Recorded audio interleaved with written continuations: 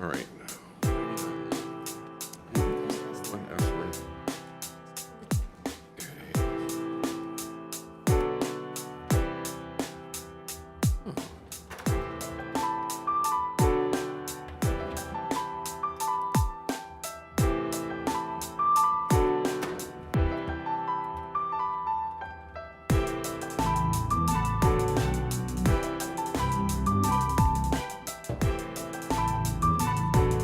He's talking to.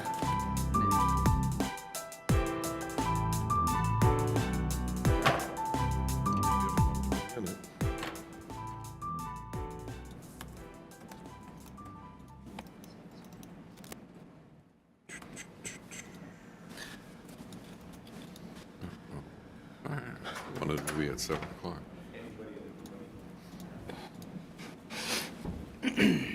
Right before, so I'm saying 7 o'clock. Good evening and welcome to the regular City Council meeting for Tuesday, March 3rd, 2026. Please rise and join me in the Pledge of Allegiance. I pledge allegiance to the flag of the United States of America and to the republic for which it stands, one nation, under God, indivisible, with liberty and justice for all. Thank you and welcome. Start out, are any additions or corrections to the agenda? No, sir.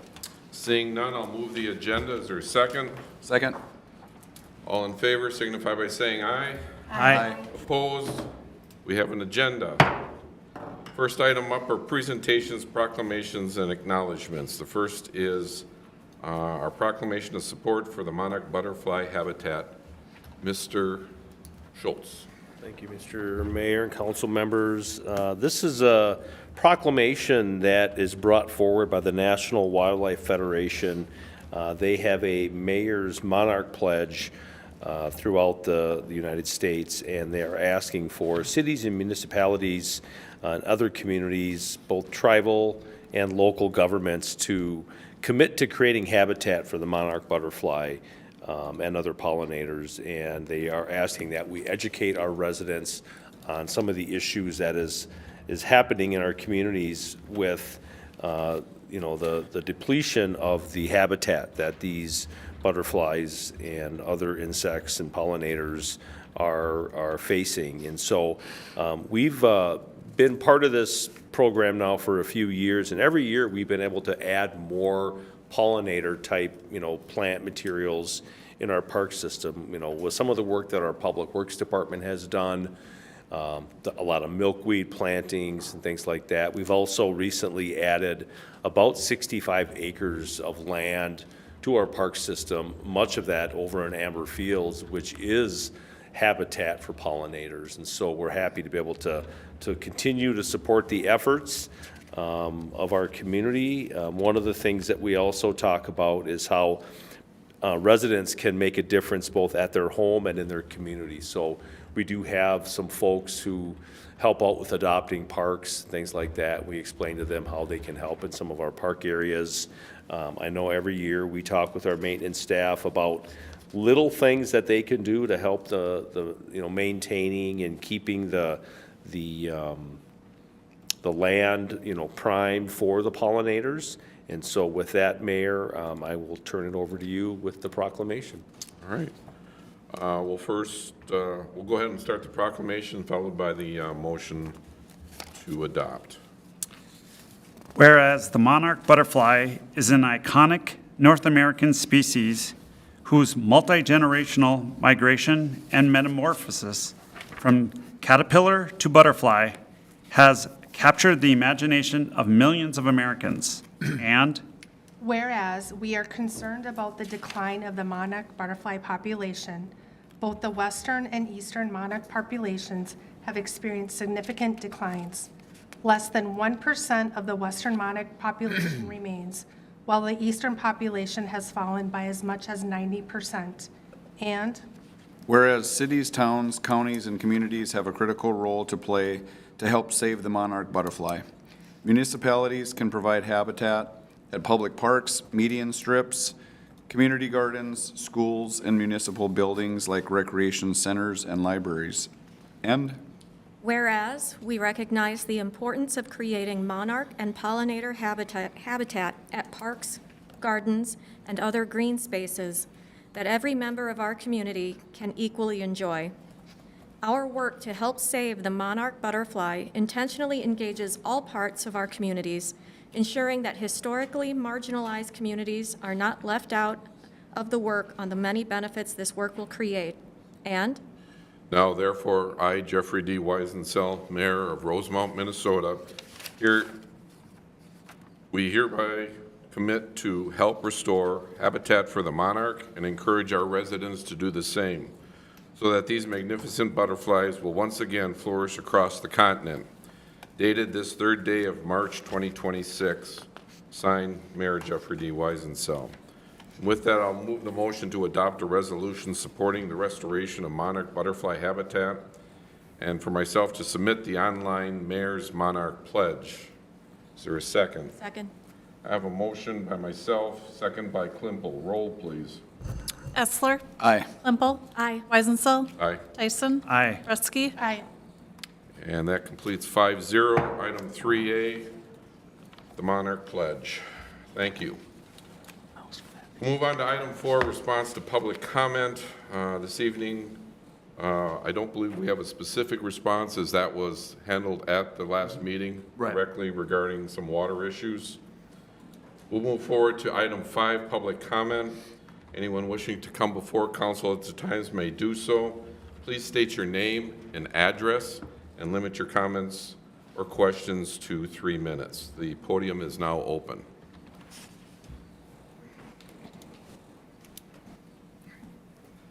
Hi, everyone. My name is Jeremy Bell, and I'd like to thank the mayor and the council and staff for your service to the city and for your time this evening. I've prepared a statement on my own with nobody else's help here, and I'll submit this to the council afterwards, okay? Me and my family proudly call Rosemount home. We've been here for 4 years, and we've developed a lot of tight-knit relationships across the community. It's in this spirit that I'm here to discuss a concern I have about the potential development of the land parcels between Audrey and Blaine, north of County Road 42. These parcels sit between St. John's Lutheran and the Talamore and Greystone neighborhoods. You might be, I don't actually live there, so you might be asking why. Oh, I didn't say my address, 12572 Ardmore. Sorry about that. Thanks. I don't live adjacent to these parcels, so you might be asking why I'm here even discussing them. Well, I think whatever impacts any of our neighbors impacts all of us.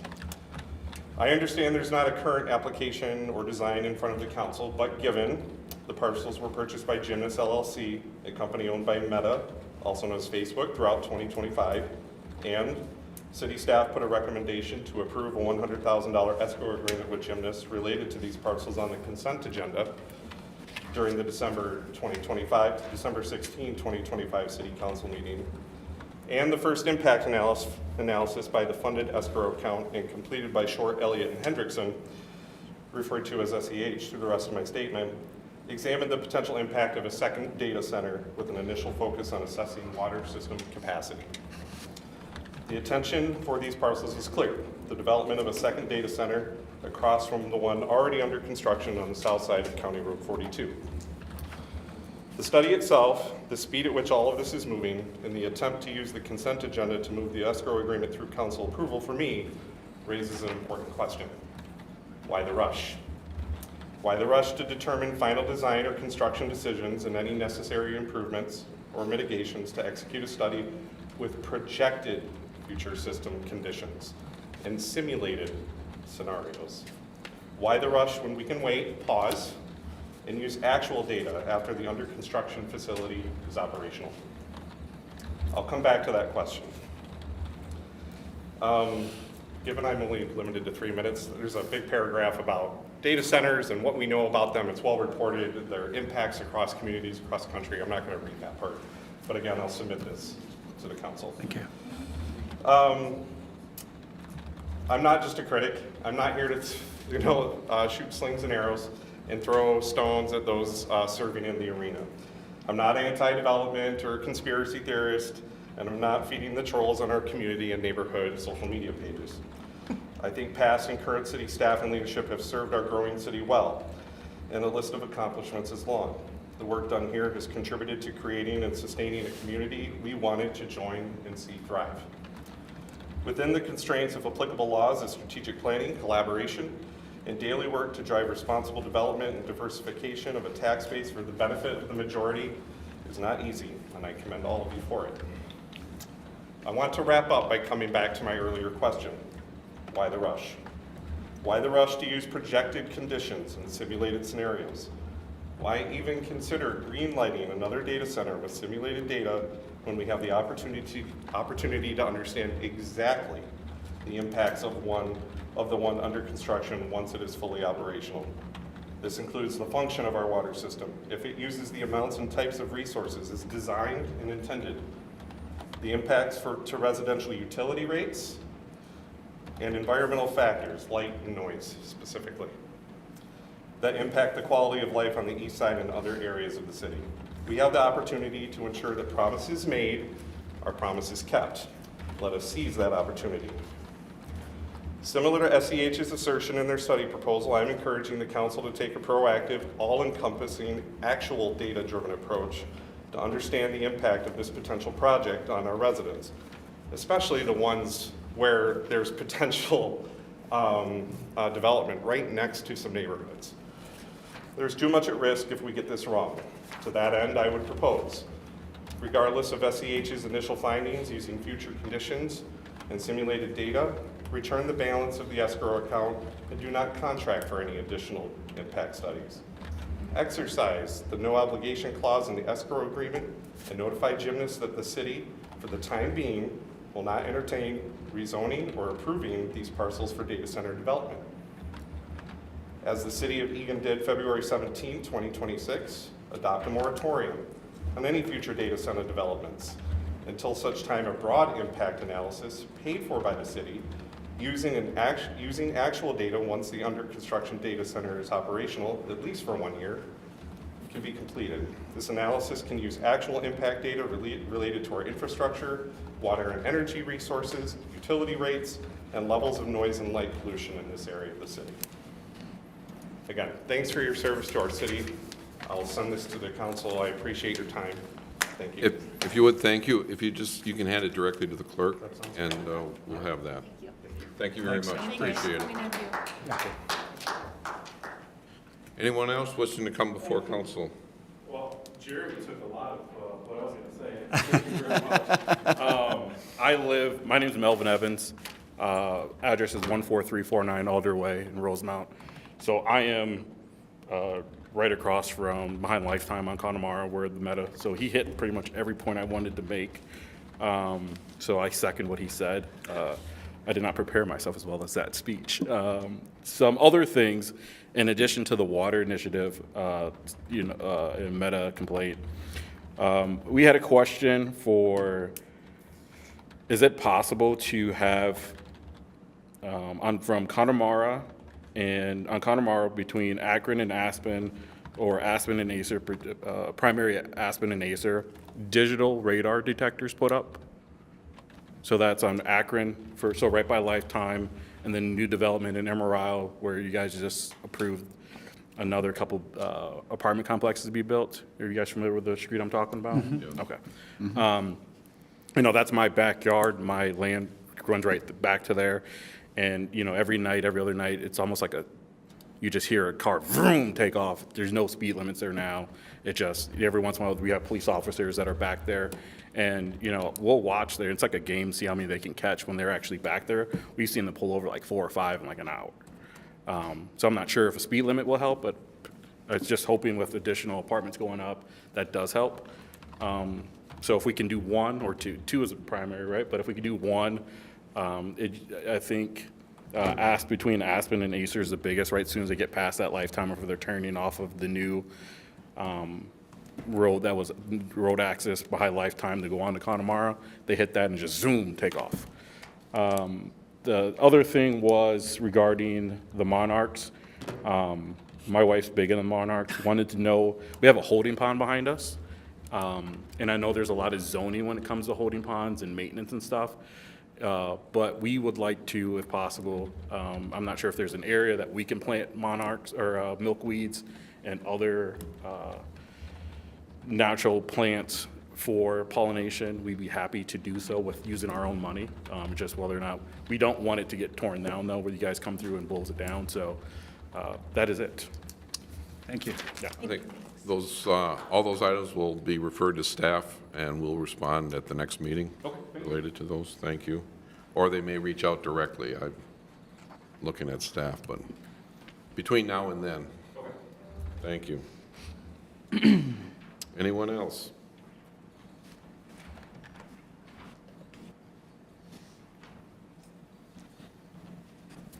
Hello, this is my first time ever coming to one of these meetings. So I'm Welcome. learning a lot just listening to what these other people have said. So my name's Anita Friedland. I'm located at 15643 Chestnut Way, Rosemount. I'm going to actually add to the concern with these data centers. Egan has put on a moratorium for theirs. We've already got this one, and this isn't why I came here. I came here about the water supply. But I do want to add that we are all Rosemount. I'm on the Rosemount Neighbors website, and I'm shocked that there's not more people here from the city of Rosemount because, you know, I've been here for many, many years, and I love this town. It's growing too big, too fast. Things are changing so drastically, and now with our water supply issues going on, the data centers going in, it's really scaring a lot of us. So again, I second, you know, putting on any kind of moratoriums or any pauses on any new additional data centers, because from what I've heard, that Apple Valley is considering it. I've heard that Hastings and Farmington. I mean, how many data centers are we going to have within literally, you know, 5-10 mile radius on top of the big one that we already have that is under construction? I mean, are we equipped to handle this? And as we know now, which is why I'm here, is that we've already got issues with our water supply. And that's why I'm here, is that our letter that we got a little less than a week ago stating that we have our gross alpha radiation levels have exceeded the recommendations. The letter was very vague on that, and it, you know, from the letter said, it says it kind of wants to put the burden. I mean, I know you guys said in the letter that you are going to, you know, look at drawing from other wells, combining wells, but then also you said, well, the homeowners can go and put in reverse osmosis systems. You're talking $2,800, $3,000 per homeowner to possibly deal with this issue. Right now, I am buying water bottles after water bottles after water bottles to, you know, get fresh water in my house right now and to drink water. So my question to you guys is, what is being done? How urgent is this? I also do have a question regarding, you said that you do these testings annually. So was this, I mean, have we had contaminated water for the last year? Was it a year ago this water was last tested? You know, as we just found out about this. So how long have we known about this water issue in Rosemount? So I don't know if that's... Typically, we respond to these at our next meeting. I do have staff here that can maybe touch on a couple things, because I think there's some inaccuracies in what you're, Okay. maybe what you're reading. Okay. Or what you think you're reading. I'll turn it over to our Public Works Director. I think a couple of those questions you can probably hit on, but I think we'll have a more robust answer in 2 weeks. as Okay, well. sounds good. Thank you. Yeah, hi there. I think one of the questions was how often testing was taking place, and I do believe it was indicated in the letter with the gross alpha in particular, it's quarterly. It was quarterly, so every 3 months or so, and this is all directed from the Department of Health. The city has, I'll just use the term kind of loosely, overlords over our public water supply, where they're sampling our water from each of our wells on a pretty regular basis for a whole variety of things. And you can read all about that at the city's website under our annual water quality reports. There's just a plethora of information there, and I'm not going to pretend to have it all memorized in my head, but from their quarterly sampling in 2025, the pattern was such that they determined that the annual average value of the gross alpha was above their standard. So that was from 4 consecutive testing periods. The average among that exceeded the limit. So that triggered the need to put a notice out, but I will note that at the very top of that, it did state very clearly it's not considered to be a health emergency in the sense that you have to get an alternative supply of water, have to put in a filtration system in your home. Nothing in the letter says that that's required or necessary right now. The city has to work through a plan of response, and we're given a amount of time to do that. And we already have been working on that for the last month with the intention that in the next few months we'll arrive at a standpoint of having recommendations in hand to then have decision makers. The city council tells staff where to go with this next on a physical solution, which depending on what that is could take 1 construction season up to maybe 3 years if we ramped it all the way up to something like a citywide water treatment plant system. So that part of the story still has to be determined. There's a lot of work to do in that. But I think the bottom line for now is that we do take it very seriously. We're required to follow up. We're going to be posting updates on the city's website. We have a whole page that's dedicated to this specific issue that was pointed out in the notice, but that is rosemountainmn.gov/water quality. And all of this stuff that I'm talking about here is listed there, and we'll continue to populate that with more info as we work through the process. If you wish to speak, you need to come to the podium. State your name and address and your question. Thank you. Good evening. Thank you for your time. My name is Rob Ettinger. My family resides at 3676 154th Street West, the Ettingers and Killians. And so the reason I'm here is, among other things, the aforementioned issue with the water. I understand that the ordinal number, whatever it is 15. We're at 16 and a half. What does that mean? Where does it become a danger that you might find it to be a concern? I also, some additional things. I understand that I only have about 2 minutes and 13 seconds left, so I don't want to blow that. So I'm going to pour into something else, and hopefully, Mr. Egger, you'll finish up after I'm done. So the last time that my friend Anita and I went to a presentation somewhat similar to this was, I believe, the 2020 election season. We went to one of the Rosemount schools, and we sat and listened to a principal tell us about how, don't worry about taxes, don't worry about any of the rest of that stuff. All this new land going down toward Farmington will pay for all of that. And if you guys understand the more crude words, there's something about bulls and hockey that come up, right? I think we understand what I'm trying to say. It's typically incorrect to think that just by showing up and playing ball and being one of the good people, that all of your problems will be solved by the next set of people that come in behind you. Otherwise, we probably wouldn't have had problems with Ponzi schemes in the past. I think that we're living in large part on a Ponzi scheme within the government nowadays. And I would pray that each of you would consider that deeply the next time that you have an opportunity to vote on something, think about something comes up that you concern yourself with, your legacy, your family's history, people that come in after your friends and family and so on. Please understand that you need to make decisions for the future. And it's super important. You're the ones. We can't go much longer without making proper decisions for the future. One of them being water quality.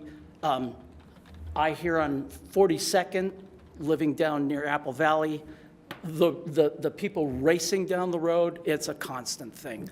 Not I only imagine out in the dark where you live, it's got to be crazy, because it's nuts on the main road. We hear sirens constantly. Didn't hear sirens 2 or 3 years ago. Don't know what's going on. It's time probably to take care of some of those things. I'm down to 3 or 4 seconds, so I think I'll quit, but thank you for your opportunity, and thank you for your service. Thank you. Thank you.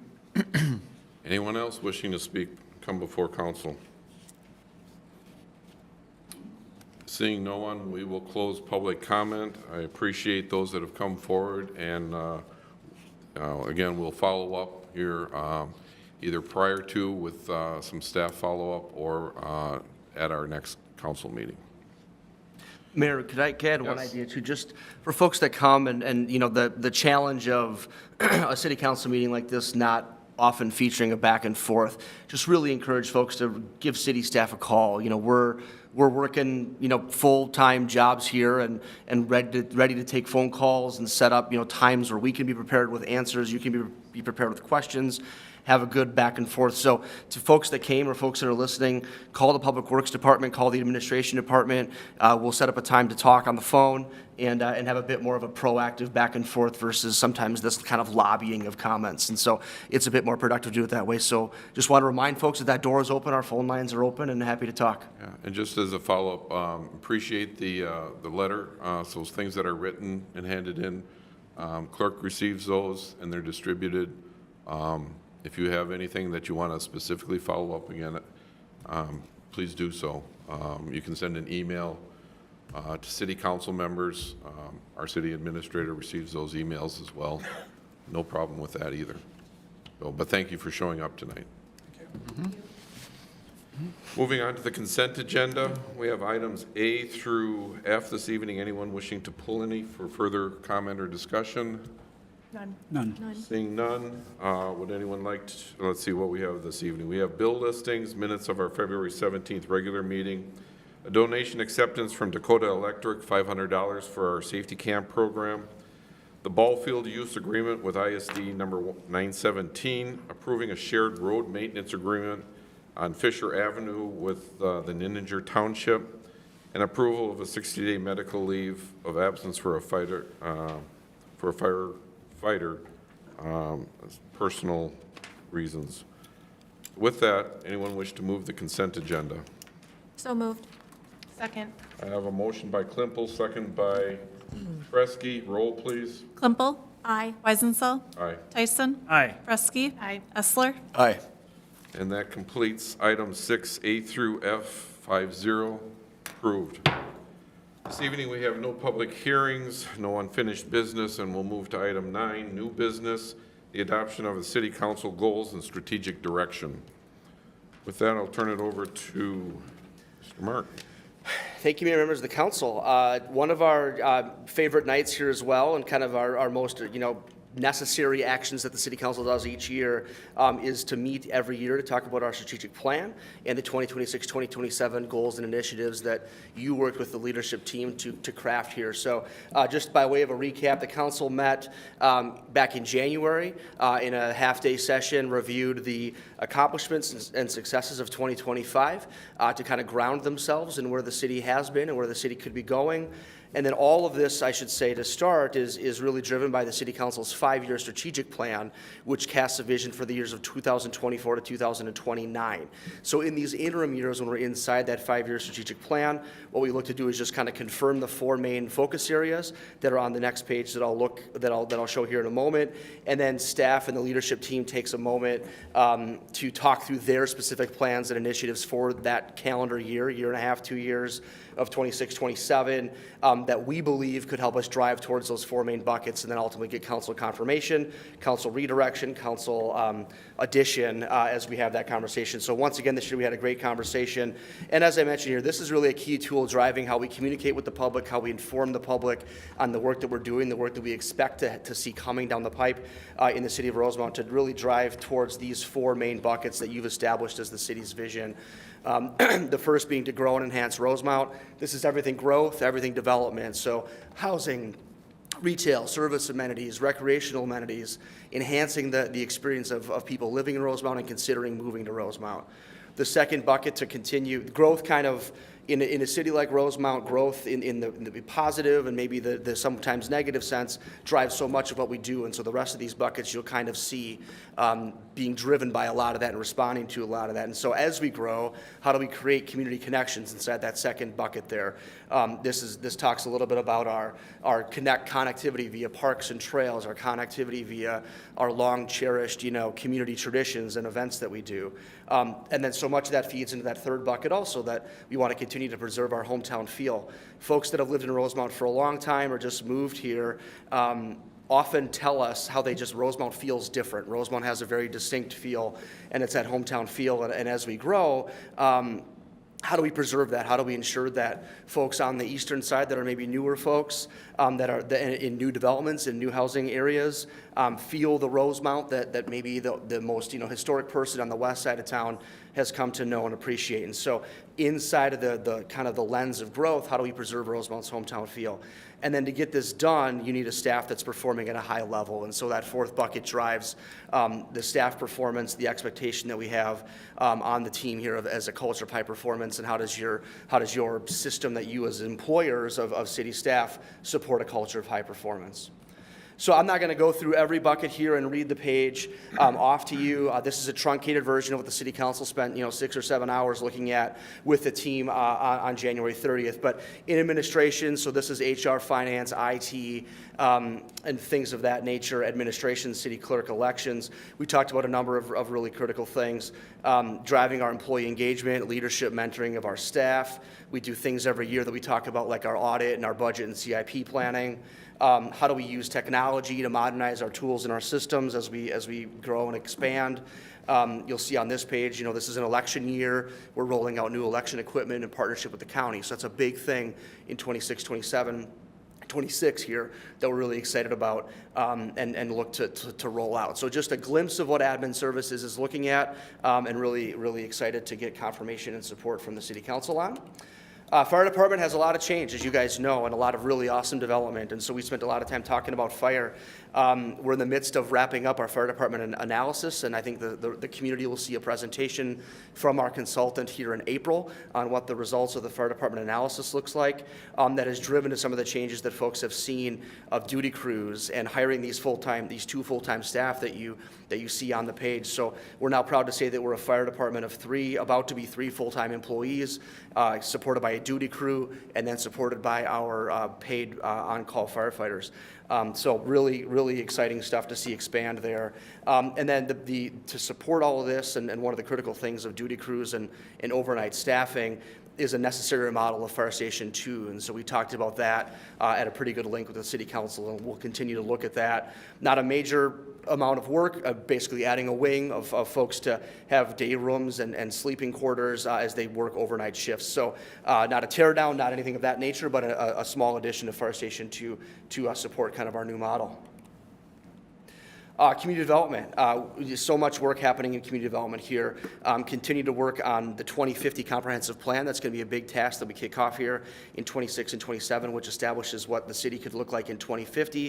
And then that land use and development pattern plan that we'll be able to show and drive as we talk to the community and talk to developers on undeveloped parcels in town. CD staff is working with the Port Authority on a strategic plan for economic development and what we could tackle and with some new toolboxes for economic development to provide that retail niche that so many folks are looking for in service and amenities and entertainment opportunities in town. They're also utilizing technology in a great way. We've got a new building permit software just about to launch. Continue to work with Planning Commission, Port Authority, City Council on big projects that are underway, big projects that we know could be forthcoming, some of which were talked about tonight with the possibility of a second data center if that ever chooses to be considered and applied for. So there's a lot of work to be done there as we work with the council and our commissions on that. And then community development really has a growing reputation as being on the speaker circuit and being on the Rosemount as a city, just the development really a prime spot in the development community of where folks want to do business and where folks are looking to expand. So continue to work towards that. A lot of time was spent on Parks and Recreation. So much of what we do in Parks and Rec is some of people's favorite experiences, I think, in town. And so continuing to build on that high-quality trail system. We've got a list of plans on the trail system, along with a significant seal coating and resurfacing project on the trails to make those more usable. And then the second bullet is a big one, a big conversation in town, how we look at the community's facility needs. So this is supporting our athletic associations, our recreation amenities. This is things like ice. You know, we're aware of the need and talking with the city council and getting direction from the city council about the need. And so a lot of really strong decisions and direction given there that we look forward to talking about here in the very near future. And then just kind of a continuous work here in the Park and Rec Department that's so critical is we've got to stay strongly connected with so many other organizations that provide amenities and experiences that we aren't able to do as a staff or can do in partnership with others as a staff. So not only the folks that you see listed here, but that second bullet of all those community events that we love and we love to put out with other partners or volunteer commissions or committees. So how do we keep doing that to, again, feed that bucket of community connectivity, to feed that bucket of that preserving of the hometown feel. So really good stuff there in Park and Rec. Public Works, so much here that was talked about with the City Council that's really critical and relevant as well. Public Works is one of the first collaborators when a development plan comes in, when a development proposal comes in, they want to understand the city's transportation system and infrastructure system. So how do we work with those folks to respond to developer projects? And then how do we work, some of the listing here is boots on the ground construction projects that you'll see in 26 and 27 that improve the traffic and the pedestrian safety experience throughout town. The roundabout at Akron and Connemara being a big one, signal lights at Biscayne and 42 in advance of the middle school, things of that nature.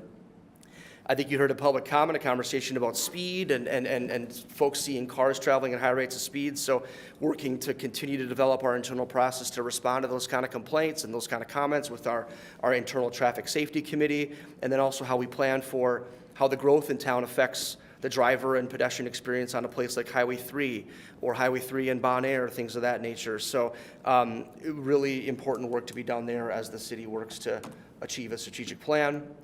I hit on that first bullet on the first page there, just how that unpredictable range of development requests can come in, and then utilizing technology to stay ahead of all of this, that we don't have the ability to inspect every piece of pavement in town. How can we use technology and rating systems to streamline how we understand the status of our infrastructure in town? A lot of great stuff in the police department was talked about. I told you I wasn't going to go through this, and I kind of am now. Sorry, I'll try to go quickly. But the emergency operation manual continues to be a piece that we're getting completed, and it exists, but continue updating and then continue training on it as well with some of these tabletop operations and things of that nature. Exciting one there that we're looking to launch a public safety foundation that would support some of those philanthropic efforts of the police department, fire department, and then maybe allow us to purchase some things that aren't always budgeted for in the city's budget. And then utilizing some internal programs to work on an internal strategic plan, internal staff development work to ensure that we're just ready to achieve all of our goals in the police department. And then the fourth one here is really critical as well with our multi-housing that has existed in town and has grown in town. Much of it has gone successfully. We've seen issues in other multifamily areas in town, and so how do we utilize some sort of proactive policing inside of our multifamily housing partnerships to ensure that we can keep those as dialed in as possible. So that was a quick overview, again, of probably 7 hours or so of one meeting and then a number of discussions over the month.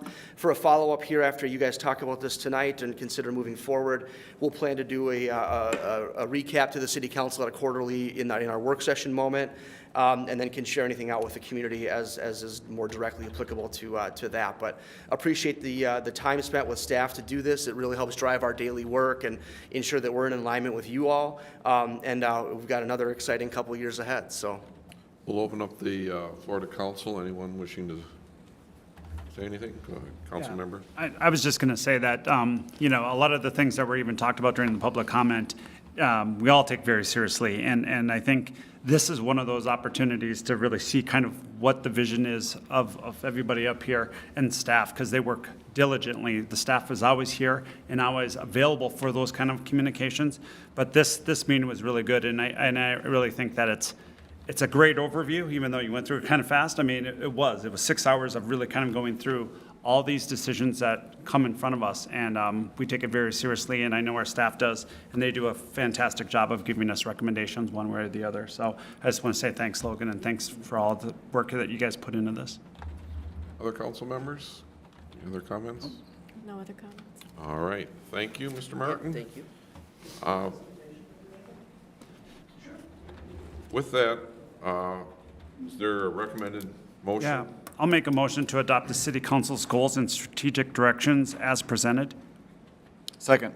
I have a motion by Tyson, second by Essler. Roll, please. Weisenthal.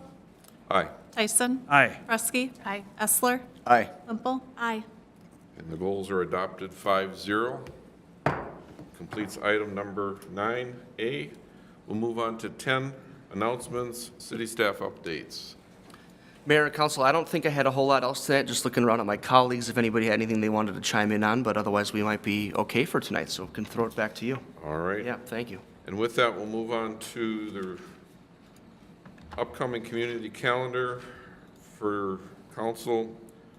We have, let's see, as we did this evening, we had commission interviews. We'll have a special meeting for commissioner interviews on Monday, March 9th, from 4:30 to 6:30. On March 16th, we will have the planning commission meeting. Members to be here at City Hall, 6:30 to 7:30. The Port Authority meeting, a special meeting on March 17th from 4:30 to 6:30. The next council meeting will be on March 17th from 7 to 8. And I'll just note beyond that, the Youth Commission meeting on March 18th, 3:45 to 4:45. That's a different date than their normal date due to the school's spring break. And then one last comment, the city is in a effort to help Communities 360s and other local areas that are accepting food. There was a rather good social media effort, tossing around a little peanut butter, but the goal is to fill up our food shelves. Community 360s, I believe we have several other locations in town that were mentioned. That also is on our website if you need to follow up, and it's really appreciated. At this time of year, the food shelves have been down substantially and are in need of refilling. So, as always, Rosemont does turn out doing that. We've had multiple events hosted by our police, by our fire department. We also can take, I just remembered, we can take cans here at City Hall as well. So, with that, is there any other business to come before council? I'd like to say go Rosemont Irish. yeah. Boys hockey team made it to state, but the girls basketball team will also be playing section finals. Section finals. As well, too, so. So, appreciate the efforts of our youth in their sports activities. So with that, I'll move to adjourn. Is there a second? Second. All in favor signify by saying aye. Aye. Aye. Opposed?